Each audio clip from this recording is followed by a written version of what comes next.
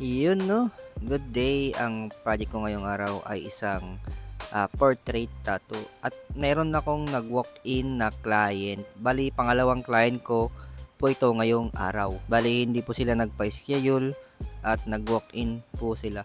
Buti na lang at wala akong naka-schedule na client at katatapos ko lang nag-tattoo kaninang umaga.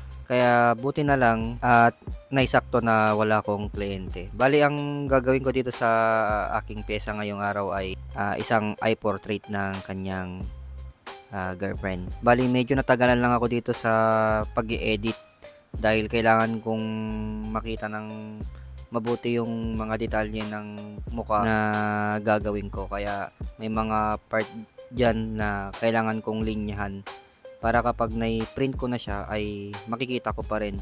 Dahil dito sa litrato ay makikita mo talaga yung mga details at saka yung mga shadow, yung mga fade ng balat.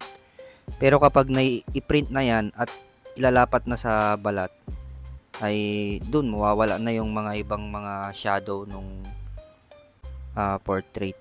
Kaya yun din yung challenging dito yung biglang nawawala yung mga ibang mga details kaya kailangan mo siya talagang linyahan bago mo siya i-print para kitang-kita mo pa rin siya kapag nailapat mo na yung stencil.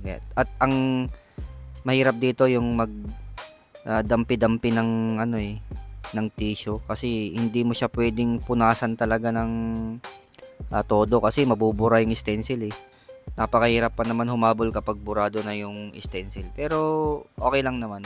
Alam ko naman na i-drawing sa balat ka in case na maburan. Yun nga lang, mas tatagal nga lang yung trabaho. Kaya mas maganda talaga kapag alalay lang yung pagpupunas para hindi ka agad maburahan ng stencil. Tsaka inuuna ko na rin yung part na mata, doon talaga ako nagsisimula minsan kapag nagtatato talaga ako ng eye portrait or portrait. Inuuna ko talaga yung mata para makuha ko na agad yung saktong itsura nung ginagawa kong eye portrait.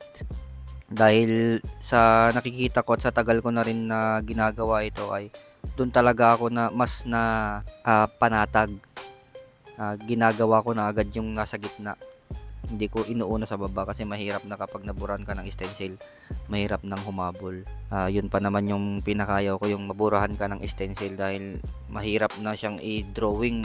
Mas tatagal lang yung pagtatato kapag ganun na naburahan ka na ng stencil. Kaya ako, ang ginagawa ko, inuuna ko na sa gitna. Yung mga importante para sa akin, yun ang inuuna ko para kapag babanat na ako sa parting baba, kahit maburahan na ako ay alam ko na yung mga posisyon ng ginagawa kong pyesa. Hindi na ako mahihirapan. Bali ang ginamit kong karayom dito ay 3RL at saka isang 23 Magnum, round Magnum.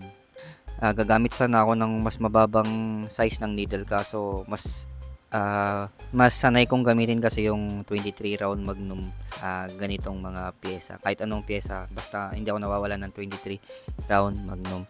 Bali ito na po pala yung finished product mga kaputi at total of 3 hours. Yan, medyo natagalan lang talaga ako sa pag-i-edit sa tattoo ng ating bossing dahil pinakita ko pa sa kanya kung anong position o part ng mukha yung kukunin ko dun sa tattoo na ipapagawa niya. Kaya yun, sa mga gusto magpa-tattoo dyan at magpa-book, magpa-schedule, message nyo lang po ako sa aking Facebook page, sa aking messenger. Paki-like at share na rin po ang aking video. Maraming salamat!